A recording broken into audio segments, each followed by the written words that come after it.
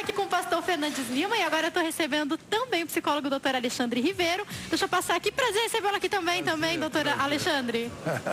Grande prazer estar com vocês no Vocês nosso viram o que ele programa. faz na nossa frente, minha gente? É incrível, né? É incrível. Fala aí, pastor Fernandes, na nossa cara. Olha, senhor, gente, o som me corta. Ali é muito rápido, né? Interessante como é possível levar a palavra de Deus de uma maneira que a gente nem imaginava, Criativa, né? Criativo demais, né? Quero perguntar agora, já perguntei para o pastor Fernandes, falei um pouquinho com o Missal e eu quero perguntar agora para o especialista, para o psicólogo. Eu queria que o senhor conversasse um pouco com a gente sobre a importância do pai para uma família, mesmo nesse mundo de inversão de valores. Eu acho que o pai, ele tem uma importância fundamental quando ele é exemplo, né? Quer dizer, o pai é um modelo. Nós aprendemos na vida, no caso dos meninos, a serem homem a partir da referência paterna, como as meninas aprendem a ser mulher a partir da referência materna. Então, o pai é um modelo. E este modelo, ele vai gerar um guia na vida. Agora, é muito importante que o pai, quando o pai se apercebe da sua importância, né? Quando o pai percebe como ele pode formatar essa cabeça do filho na vida. E o papel do pai mudou muito nos últimos anos, né? Hoje o pai, ele distribui afetividade, né? Hoje o pai participa no dia a dia. O pai deixou aquele papel, aquela dicotomia, que ele era apenas o mantenedor da família. Mas hoje o pai troca fralda, hoje o pai cozinha, hoje o pai limpa o filho. Então essa presença, e não pode ser uma presença fraca, tem que ser uma presença forte, marcante. Este pai presença, ele encoraja, ele acompanha o desenvolvimento do seu filho. O senhor está falando, doutor, me faz lembrar do que eu conversei já num outro programa com o pastor Fernandes, até a esposa dele contava isso, da sua filha, a mais nova. O que eu acho interessante, pastor, é a sua esposa contando que ela divide as coisas contigo. Então, às vezes, ela quer fazer alguma coisa e ela vai falar contigo antes. É uma participação que outrora não se tinha com os pais, né? Exatamente. A grande importância é essa, é o pai participar, né, de tudo que acontece, né? Até do pequeno, simples momento e o maior que vai acontecer na vida da filha. Imagine hoje, né, a minha filha chegar para a mãe dela e falar: olha, eu conheci uma pessoa e... É esse dia que eu fico imaginando, pastor Fernandes. E agora? Mas já falou com seu pai? Ih, mamãe, eu não sei, e agora? Quando participar para mim, então, quer dizer, tudo isso eu estou sendo preparado, porque a sabedoria que Deus deu para minha esposa é essa. Ela em participar tudo comigo, ela não toma as decisões sozinha. Quer dizer, nós somos uma equipe dentro de casa, né? Isso que é bacana, a participação do pai, da mãe, do filho. Essa equipe aí, essa juntura de cabeças pensando diferente. Quando você pensa no melhor, só tem que dar certo para a família.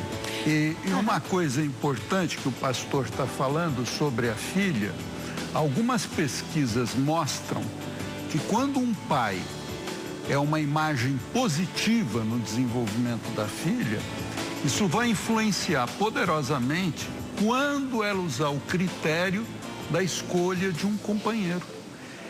E vai influenciar poderosamente na relação que ela vai estabelecer.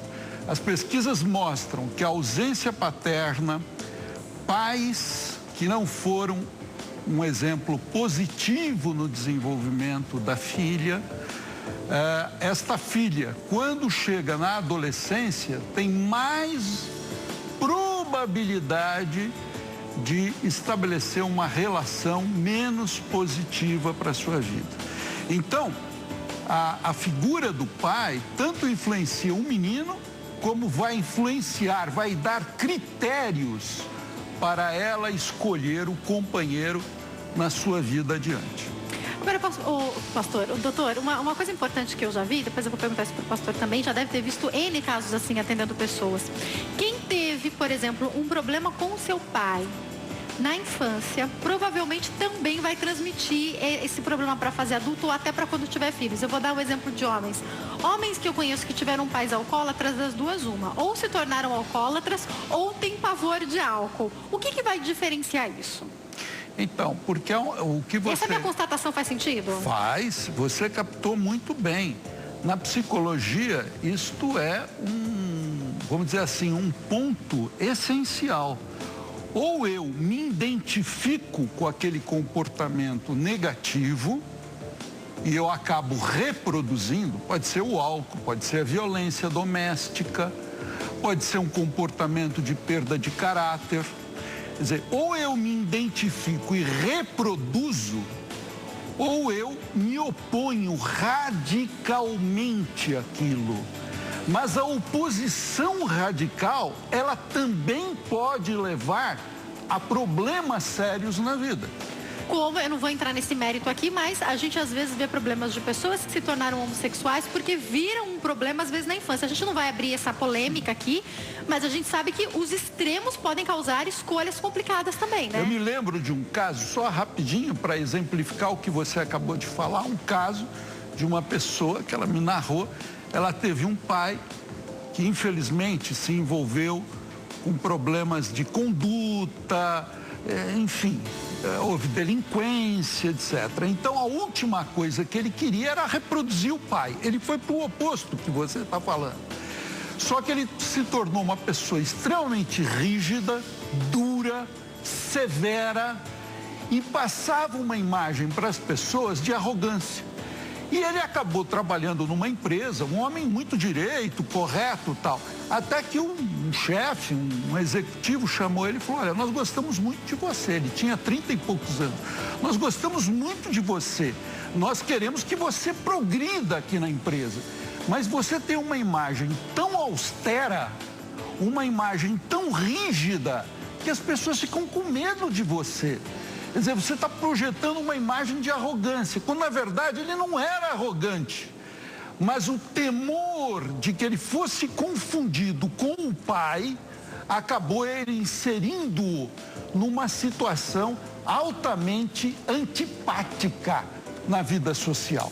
Então, muitas vezes, ou nós repetimos, ou nós vamos para um extremo que pode também ser prejudicial. E daí precisa da ajuda espiritual e psicológica. Pastor Fernando, você já deve ter atendido N pessoas com esses problemas, né? Muito, muito. E ele falando é a minha pessoa. O meu pai era violento, bebia muito. E o meu caráter, a minha cabeça, ela só foi mudar depois que eu tive encontro com Cristo. Porque antes eu era do álcool. Eu tinha aquele exemplo. Eu não me tornei muito violento. Mas eu era muito do álcool e das drogas, porque eu tinha aquela visão, né, aquela pequena revolta dentro de mim. O que acontece hoje, que o doutor falou, é pura verdade. Eu não estou falando de outra pessoa, a não ser de mim mesmo, mas a minha personalidade, o meu caráter, ele foi recuperado em Cristo. Eu dou graças a Deus por eu ter encontrado ele. Senão eu teria o mesmo final que o meu pai, né, faleceu por causa do álcool. Mas com o meu encontro com Cristo, isso mudou. E com isso, hoje eu posso passar, né, uma visão diferente para os meus filhos, que eu tenho 4 filhos, né? Para os meus netos, que eu tenho 4 netos. Eu posso passar isso para ele.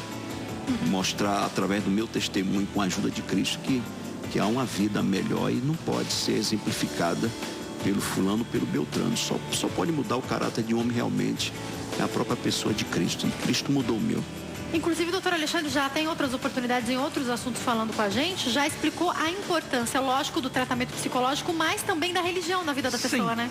Existe um grande psicólogo respeitabilíssimo chamado Erik Erikson, que ele fez todo um estudo do desenvolvimento humano.